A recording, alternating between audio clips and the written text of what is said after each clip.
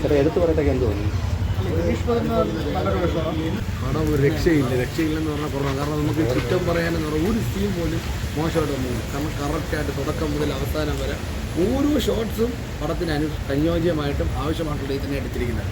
Dileep പോത്തന career best performance ആണെന്ന് പറയാം. റോഷൻ മാത്യു ആണെങ്കിലും രണ്ടുപേരുടെയും കൊണ്ട് ഇവർ രണ്ടുപേരും ആകുമ്പോഴത്തേക്കും നമുക്കൊരു ഫീലൊന്നും ഉണ്ടാവില്ലെന്നാണ് വിചാരിച്ചത്. പക്ഷേ പടം കണ്ട് തുടങ്ങിയ ഒരു അരമണിക്കൂർ 3 മണിക്കൂർ മാറി പടം വേറെ റേഞ്ചിൽ പോകുന്നു. സെക്കൻഡ് ഹാഫൊക്കെ ഒരു രക്ഷയില്ല. ക്ലൈമാക്സൊക്കെ നമ്മുടെ മനസ്സിൽ ഭംഗി നിൽക്കും. ആ ഒരു റേഞ്ചിൽ നിർത്തിയിരിക്കുന്നത്. കാരണം ഒരു പോലീസുകാരൻ്റെ ലൈഫ് എന്താണ്, ഒരു പോലീസുകാരൻ്റെ മെയിനായിട്ട് സാമ്പത്തികപരമായിട്ടുള്ള ആൾക്കാർ, വലിയ വലിയ ആൾക്കാർ പോലീസുകാരിൽ ഇടപെടുമ്പോഴത്തേക്കും ഈ ഉദ്യോഗസ്ഥന്മാർക്ക് ഉണ്ടാകുന്ന ബുദ്ധിമുട്ടുകൾ അത് എങ്ങനെയാണ് പടം.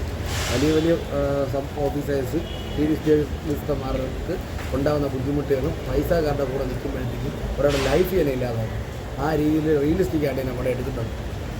മസ്റ്റ് വാച്ച് തിയേറ്ററിൽ കാണാൻ പറ്റിയ ഒരു മസ്റ്റ് വാച്ച് പടം തന്നെയാണ് റോം.